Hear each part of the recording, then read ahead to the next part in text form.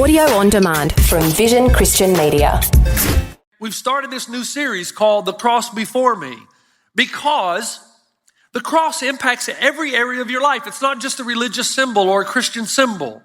The cross will give you everything that you're ultimately looking for. You say, really, Pastor Jeff, will it give me money? Money's not what you're after. What you're really after is security. Will the cross give you that? Yes. When you truly understand it, that's how you're going to get the freedom to live a courageous life. Today with Jeff Vines, pastor, apologist, and Bible teacher.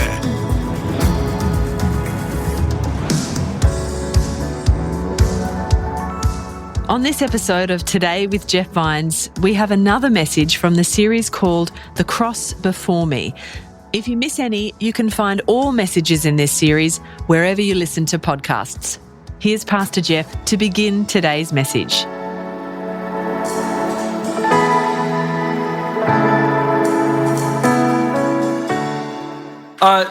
Let me ask you a question as we get started this weekend. Do you ever stop and think just for a moment in the busyness of your life, what is it that you really want? What is it that you're really after? Not all the things that you do that you think are going to give you something, but underneath all of that, what is it that you're really after? Now, evidently, whatever it is that you're after, you don't have. Because social theorists tell us that, especially in America, in the West, we are the most discontent that we've ever been. We are the most discontent generation. And which is ironic since we're the most affluent of any generation previous. And yet we're the most unhappy. So there's obviously something that we don't have that we're looking for. And we're very discontent. And according to the theorists, we're discontent in numerous areas. Economically, we're not happy. Psychologically, we're not happy. Politically, we're miserable. In fact, what do you believe? What name do you believe was the number one write-in vote of the last election? Now, a write-in vote is if you don't like either candidate, you write in someone's name. I'm going to give you multiple choice, all right? You've got 5 choices here, and you kind of think about which one do you think was the most popular write-in. Number 1, Mickey Mouse. Now, all of these are written in, by the way. These are not just made up. But which one is the most popular? Number 2, Jesus Christ. Number 3, Vladimir Putin. Number 4, Harry Potter. And number 5, nobody. Now, who do you think was the most popular write-in name? And the answer, believe it or not, is Jesus Christ. I would have never guessed that. Evidently, our expectations are incredibly high. Now think about this just for a moment. What is it? I've started to ask the question. You should ask, what do you want? What is it that you really, way down deep inside, you may not even be able to identify it. What is it that you want? And the social theorists who've done research on this for the last 50 years tell you that what you're really after is freedom.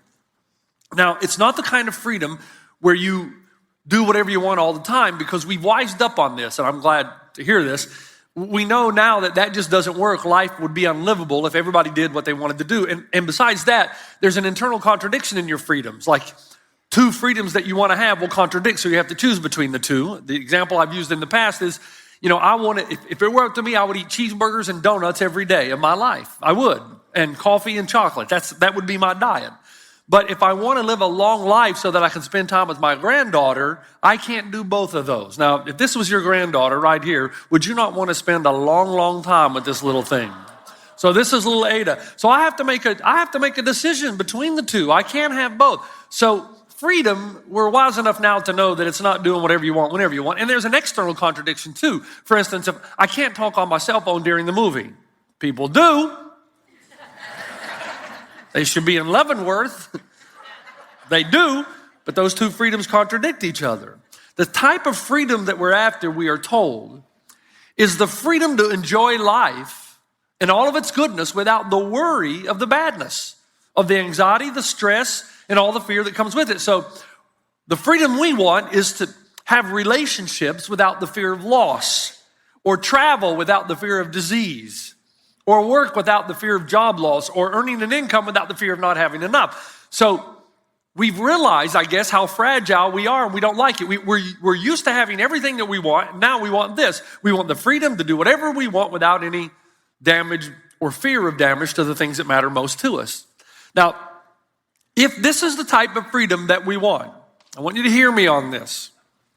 If this is the type of freedom you want, that where you go through life with courage and vitality and you enjoy all the good things, and you know there's plenty of them, without this constant fear and anxiety and stress about what could go wrong with your job, with your family, with your children, whatever it is, there's only one way to do that.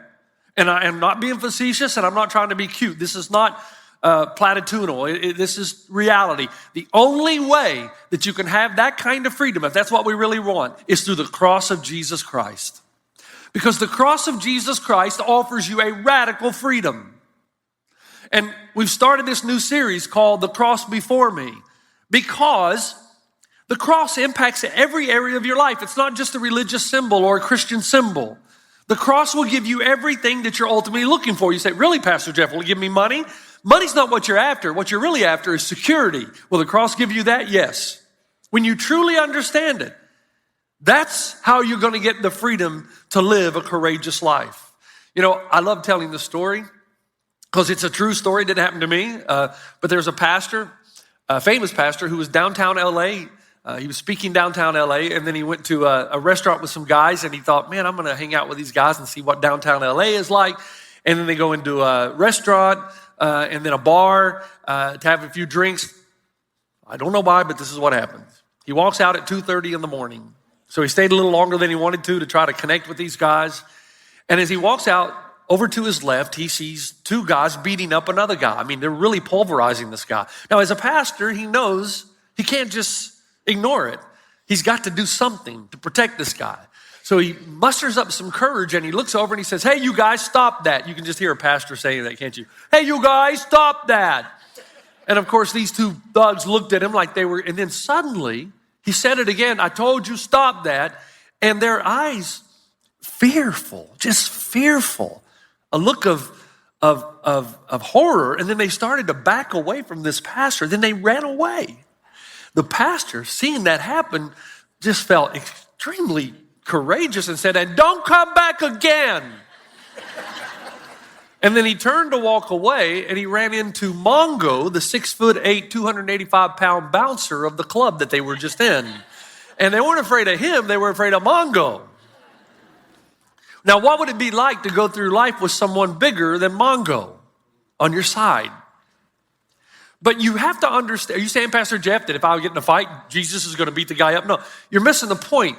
Until you understand what the cross is really about, you'll never be able to live a life of freedom, no anxiety, no depression, no stress, and you just go through life enjoying all the good stuff without being overwhelmed by all the things that could happen. To do that, you have to understand, first of all, the two primary responses people give to the cross and why, okay? Two primary responses. And remember, we're talking about the most recognized, respected symbol in the world. More recognizable than Nike, more than Apple, more than Google, more than Yahoo. So first, the response to the cross, especially in the West, is that you have a group of people, a large group of people who are offended by the very idea. There was a young lady in New Zealand when I was ministering there. She had been educated at a private school, and now she was educating. She was a professor in a very highly respected academic-wise school, university. And I noticed every time we were together, and we were together often because we had a mutual friend. So anytime our mutual friend had a dinner party or had a gathering, we were both there. And I noticed that every time she saw me, she kind of had this disdain for me. And I didn't know why, because we'd never even spoken. And so finally one day I was alone with her in the kitchen while everyone was eating, and I just asked her, I said, hey, would you mind telling me, do you have a problem? He goes, yeah, you're one of those. And I said, what? You're a Christian. I said, well, tell me the problem that you have with Jesus. Is it his compassion? Is it his forgiveness? His care for the poor? His demand that all people be treated equally with respect and dignity? What is your problem with Jesus? She said, I don't like his cross. Now in 1 Corinthians, Paul said this would happen. He said, but we preach Christ crucified, a stumbling block to the Jews and foolishness to the Gentiles. She says, Jeff, I'll tell you what I don't like. I don't like the cross. It's offensive to me. The cross has always been offensive, and it always will be. And historically, it's the self-proclaimed intellectuals who've been offended. The educated classes have found that the gospel is incredibly offensive. This visceral hostility, not to Jesus. Oh no, Jesus, good man, good teacher, but to the cross of Jesus. Christopher Hitchens says this, a noted atheist, I am told of a human sacrifice that took place 2,000 years ago without my wishing it and in circumstances so ghastly that had I been present and in possession of any influence, I would have been duty bound to try and stop it. In consequence of this murder, my own manifold sins are forgiven me and I may hope to enjoy eternal life. So Hitchens knows and acknowledges that the atonement is central to Christianity and the cross, but he finds it vicious, sadomasochistic. He finds it repellent. And the question is, why? What's so offensive? And here's the answer. The cross offends some people because the very idea that they are such bad people that God himself would have to offer up his own son as a sacrifice for them is intellectually contemptible and morally outrageous. So rather than to engage in conversation with us, they do what angry people do. They just insult us. Bertrand Russell said, no one who is profoundly human could believe God would punish sin like that. So notice, they're not saying, hey, we have a disagreement, let's talk. They're just saying, I hate your belief so much that rather than talk about it or conversation, I'm just going to call you stupid, contemptible, and not profoundly human. And that's why, now not among all educated masses, not among all intellectuals. There are plenty of intellectuals who had followed Jesus for hundreds of years. Blaise Pascal, the father of the computer, James Simpson, the discoverer of chloroform. The list is long of great intellectuals who have been Christ followers. But today in the West right now, it appears to be that the intellectual crowd is moving farther and farther away from Jesus. And it's not because of Jesus, it's because of the cross. It offends them. So offensive to them. So they become visceral or angered or offended. And again, they don't hate Jesus, they hate the cross. And part of the reason that you're getting this response is because of the same reason Paul got that response among the Greeks in his day. Because the intellectual crowd believes that the solution to the West, the solution to the world, is not the cross. They believe the solution is education and wisdom. If we could just educate people to have the right philosophy, the right social and political structures, then the world would be a much better place and we'd all be free from its ills. We'd be free to live our lives. Wisdom and education, that's what we need. The right political, social structure, philosophical system, that's what's going to save us. If you know anything about Jesus, the cross says the problem is not wisdom. The problem with humanity is its wicked heart. In fact, you think about what's going on right now in our country. Socialism is on the rise. Capitalism is on the defensive. You never thought you'd see a day where that has happened. We are as divided now as we've ever been. But if you step back and think about it for a moment, the truth is that if people were basically good and there was an absence of greed and envy and jealousy and oppression and abuse, well, the fact of the matter is just about any social or political system would work, right? The problem is not the systems. The problem is the people who operate them. Now, I'm not suggesting for a moment that all political and social structures are equal. I'm just simply saying that all systems exploit the poor to a degree, abuse the weak. Not because the system is wrong, but because the human heart is selfish, narcissistic, corrupt, and greedy. Someone once said, man is basically good, it's only his behavior that lets him down. That's like saying chocolate cake and ice cream are healthy choices. It's only the fat, sugar, and calories that hurt you.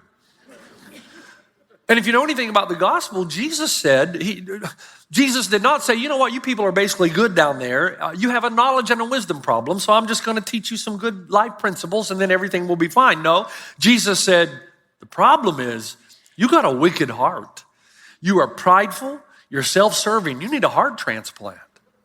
And quite frankly, that offends the intellectual who believes salvation is found in wisdom and structures. And when they hear that you're telling me that I'm so wicked and rebellious that the very Son of God had to leave heaven and come to earth and do nothing less than die for me to save us? Yeah, right. That's offensive. Someone said that the presence of God or the presence of the Son of God on earth is an indictment against every single one of us. The fact that he had to come down. You know, I love those God billboards that I keep seeing as I travel in major cities. Don't you? I don't know who pays for them. Doesn't really matter, but they're really cute. Here's one of my favorites. If you must curse, use your own name. God. Or how about this one? That love your neighbor thing, I meant that. And then this one. Well, you did ask for a sign, God. But here's my favorite right here. Don't make me come down there. Okay, the fact is we did make God come down, and it's an indictment against every single one of us, and that is offensive to the educated intellectual crowd. Not all, but a significant number. There's a second category, so before you throw the intellectuals under the bus, I'm sorry to tell you, but the other category is just the common man, you and me. The common man is offended. The common woman is offended by that same cross, because the common person doesn't think for a minute that the intellectuals have the answers or solutions. In fact, the common man is cynical toward the intellectuals who sit in a classroom and are out of touch completely with real life. But he thinks, the common man or common woman thinks the real problem is that we just have too many bad people and not enough good people. If people would just be good, then everything would be okay and we would have that kind of freedom. If people would just work hard and be a good citizen, a good father and a good mother, be a good worker, an all-around good person, then that would save us. The real problem, criminals, bad people, we just have too many of them. People just need to be good. One of my favorite movies, Arnold Schwarzenegger, you might have heard of him, in True Lies. And in the movie, he plays a spy. And his job is to annihilate threats to the national security. And if you've seen the movie, there are a lot of threats to the national security because he's killing a lot of people.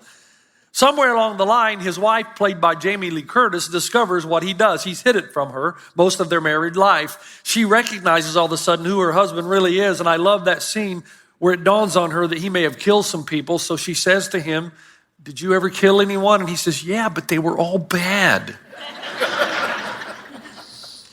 The common person says, remove all the bad people and we'll all be saved, we'll be okay, we'll be safe, we'll be free. But what does the cross of Jesus Christ say? It tells us that there's no difference between good and the bad, the pope and the prisoner, the preacher and the prostitute when it comes to our relationship with God. And that's offensive to religious, pious people. In fact, Romans 3 says this, there is no difference between Jew and Gentile, for all have sinned and fall short of the glory of God. No difference between the common man and the intellectual. We're all in the same boat. And when a religious person hears that, when a righteous person hears that, that's reprehensible to talk like that, that somehow we could place the pious and the prostitute in the same category, deeply offensive. You mean to tell me they would say that I've worked so hard to be good all my life? It takes a lot of effort to be good. I got to go to church and read my Bible and pray and do good things. I'm tired of being good. And you're telling me I spend my whole life trying to be a good person. And this prisoner over here who's killed a few people finds Jesus in prison a couple of years before his death, and he's in the same standing with God as I am? Yeah. No way. They find that preposterous. I'm better than that, they will say. But the Bible tells you that if two people, let's say three people started from San Diego and they're going to swim to Hawaii. 3 people. One's not a very good swimmer. He's going to drown within 100 yards. The other's a pretty good swimmer. Swam on the high school swim team, got a scholarship to San Diego State University. Maybe he can swim 10 miles. Then you got another one, maybe Olympic swimmer, great swimmer. Maybe they go 100 miles. But they're all going to drown sooner or later, aren't they? They're all going to drown. And the message of the cross is that some of you may be better than others, relatively speaking. You may pursue purity more than others. You may have a greater character and integrity than other people, relatively speaking. You might be a better father, better mother, better student, citizen. You may exhibit a greater level of patience and self-control. But the reality is, when it comes to loving the Lord your God with all your heart, soul, mind, and strength, and your neighbor as yourself, you're all going to drown. And part of the problem is, you've severely underestimated the distance between the holiness of God and your own personal purity.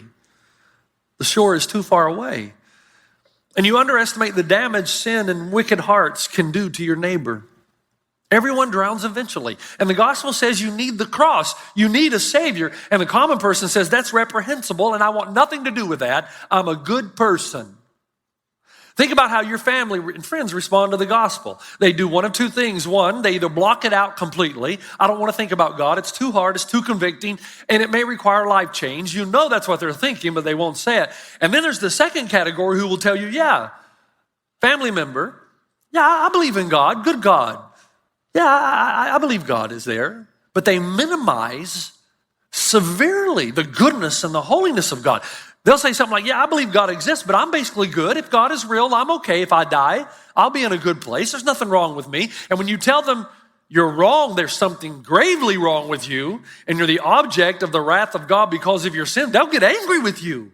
That's preposterous in their mind. They'll get vitriolic. I don't need that, they'll say. I'm not falling for that. I'm not that stupid. You can't make me feel guilty. I'm not that weak. I don't need a savior. I don't need God to do that on my behalf. And the point is that the cross is so democratic, it offends everyone. Everyone is offended. You know, I love the story in John 8 where the pious, righteous people, law keepers, take the woman who had been caught in adultery and throw her down at Jesus' feet. And of course, Jesus, that famous statement where he says, those of you who are without sin, some theologians say, you know, the word used there is without this particular sin. So he's saying, those of you who haven't done this yourself, you throw the first stone, they all walk away. But if you notice a few chapters later, they still want to kill him. Why? Why are they so angry? They're angry because Jesus put her sin on the same level as theirs. Think about Paul, who was Saul before he was Paul, who was incredibly pious and righteous. He went around killing Christians. Now, why would you go around as a pious, righteous man killing other people who were trying to do the good? Because he didn't like what they taught. They taught that Paul or Saul was equal with the prostitute and the tax collector. And that was livid. It made him, he wanted to just kill all of them and silence them because he had worked far too hard to be put on the same plane as people who weren't religious or righteous or pious. Romans 3 says there is no difference between Jew and Gentile, for all have sinned and fall short of the glory of God. So you have the intellectuals who are offended. I don't need a sacrifice by anyone. You have the common man offended. I'm one of the good ones. I don't need that kind of radical forgiveness like a cross. And to the latter crowd especially, because they're in a lot of our churches in the West, then the question is, well, what about those of us who fail often? What about those of us who aren't as good as you? What about those of us who are tainted by life experiences and we're just trying to get over the baggage of life? Do we have no hope? What about those who have grabbed something? It's destroying them, but they don't have the strength to let it go. Is there no hope for them either?